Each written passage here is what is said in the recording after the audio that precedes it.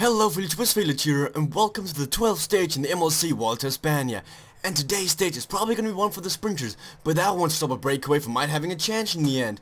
Anything can happen in Vuelta, España, and after 11 stages, there's only a minute between first and second place, and there's been at least 2 to 3 mountain stages and a time trial. It's so close. I mean, can Nibali come back right now? Nibali was like 3 minutes behind, now it's only 1 minute behind by putting out a beast time trial, and he's won pretty much every time trial in the MLC so far. Yeah, I think he won he won the Shoot Italian, the Tour de France one. So yeah, he's won every one actually. That's kind of surprising, but it's just showing how much of production value that's in him. I mean, if you pick him early, he can win the time trial. That's a designated victory. You know you're gonna get that one, and he can only surprise in the mountains. But it's gonna be exciting to see who's gonna go in the breakaway today. There's a category 3 mountain out there, but I think it's too late for going to that mountains jersey. It's gonna be between Quintana, Contador, and Valverde. Well, Andy Schleck just attacked. This guy used to be one of the GC contenders of these big grand tours. Now he's more of a domestique or puncher kind of guy. And of course Jose Ivan Gutierrez wants to get in on the fun. He's getting up there to Andy Schleck. Where's Frank Schleck? I never thought Andy Schleck did anything without Frank. But there goes David Zabriskie, and Thiago Machado is also trying to get away. So far Banco BSC haven't had the best race. Like, they have Rui Costa and Thiago Machado both doing really good, and they're really not doing that good. I mean, they can do amazingly with the potential they have, but they're not living up to that. And David Zabriskie in the breakaway. Holy crap, this guy has to be strong. He was actually he was one of the favorites for yesterday's stage, but I guess you can't compete with chance of Nibali. These 4 guys might have a chance of winning in the end, because Jose Gutierrez and David Zabriskie are both really strong flat roaders, while Thiago Machado and Andy Schleck can pull them out the category 3, while these 2 guys pull them on the flat road. It's gonna be exciting to see how they're gonna figure this out. This has been quite a dull stage so far. Nothing has really happened. These 4 guys up front has just been pacing along while the Peloton is keeping them in a leash. I'm excited to see though, when the Peloton speeds up and this mountain comes, how many of the big favorites for today's stage will be dropped? I'm seeing guys like Marcel Kittel and those guys to be dropped in this stage.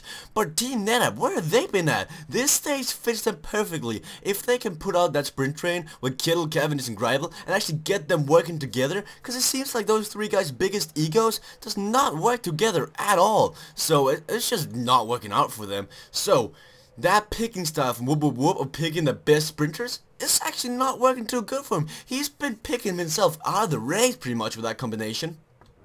Thiago Machado is actually going for these mountain points, even though they're kind of worthless to him because it's going to be really difficult for him. He's just showing those Hopelita colors out in the air, saying, you know what, it's not worth anything, I'm not even going to win this stage, so I'm just going to show my colors anyway. The Peloton is right now pacing with Vini Fantini, Team NetApp and AG2R. They want to keep this in a mass sprint. I don't get why Vini Fantini's pacing, because these guys aren't the biggest threat. Might just be Valverde saying, you know what, I'm so dominant right now, I want to use my powers in this sprint in the end. He could actually potentially get top 10. The breakaway seems to have lost the grip on the Peloton. They only have a minute 20 on the Peloton with 22 kilometers left.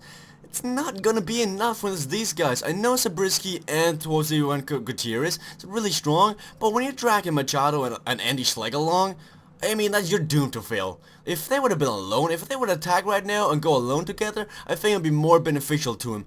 But they just don't have the efforts to do it. They've been out there the entire day. And to be honest, Andy Schleck and Thiago Machado hasn't really been helping them. Machado pulled that kind of acceleration up that category 3, but it's not enough. They have to keep a higher pace. But a minute with 17 kilometers left and you have all these teams pacing for you in the Peloton, you're doomed to get caught, and they're gonna go for a sprint. We see Taylor Varane moving up right now. He might even want to win a stage. He got second in that one stage, showing that he can actually win a stage. He just needs the right lead out and a bit of luck. 16 kilometers to go, no leader train has been formed yet.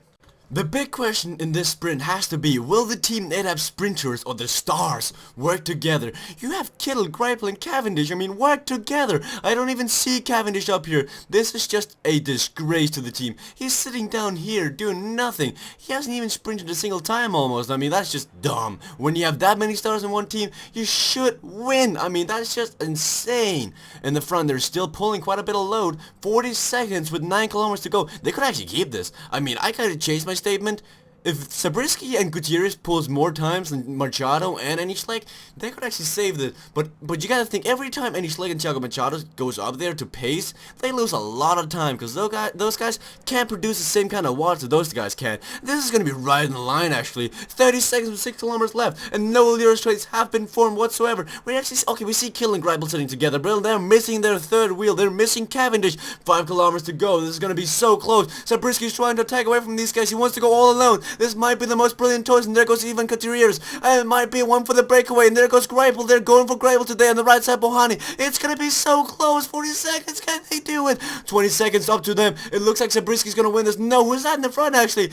That is Gutierrez. Can the Spaniard win it? He has to sprint for his dear life. Benatti looks in good shape to win this, but so does André Grab and Theo Paz. He's getting caught so fast. Jose even Gutierrez's dreams are getting shattered right now. There goes Nasser Bohanis. He's going to be able to win this under Grab. It looks like Team Neta figured out their losses, and they're going to win. No, Nasser Bohanis is so close. It's going to be a photo finish. Who's going to win this? Take your bets right now, because I think it's Nasser Bohanis going to win this. And he did. He beat André Grab on the line. BMC getting that victory finally. BMC's doing so good in this race. Butter Condor and Nasser Bohani doing so good. Baseball Lover has to be the happiest general manager out there. That was just an insane finish. Team Neta still didn't use Cavendish. Why not? I don't get it. It's just pure dumbness in my opinion. It's just laziness. Cavendish is like, you know what, I don't even want to race. I don't want to race. I'm just going to go back to my drugs. I mean, no offense, but what is he doing? Well, I guess we'll take a quick look at the podiums. I mean, that's just a disgrace. Actually, we see Chase Pinkham down here. He's been the Latin Rouge of this entire thing. He just likes to race from behind, just looking at everyone, just saying, yeah, I'm special. I can't win anything, but I can race from behind. He's the Vauclair tactic. If I can't win, well, why should I be in the front then? I'm just going to be in the back and just survive. We received the photo finish picture, and this was how close André Greipel was to Nasser Bohani. That's half a wheel. That's nothing in cycling. Congratulations to Nasser Bohani, but that was close. Nasser Bohani finally getting that victory. The Frenchman in the BMC cause has to be so happy about this. Matthew Goss was up there, but where the hell was Peter Sagan? I mean, did they just say, you know, this time we're going to go for Matthew Goss. Matthew Goss has been a good leader, man. This time we're letting him sprint instead of Peter Sagan. No changes whatsoever in the red jersey classification. And I don't believe there'll be anyone in the green jersey with anyone with, like, significance. Because Bohani will, of course, moved up. But that's about it. Peter Sagan took a lot of points today, around 25 points, which moved him up to 80 points, only 16 points behind Valverde. So that was kind of a brain fart on the Quip Ganeo. VCDM not playing that one right. So, let's take a look at the team classification. Yes, it's still 1 second's difference. It's 1 second difference between 500 points and 250, I believe. It's really close, guys. So, guys, thank you guys for watching the stage. Please leave a like, please leave a comment. If you like my content, please subscribe. This has been insane. See you guys later.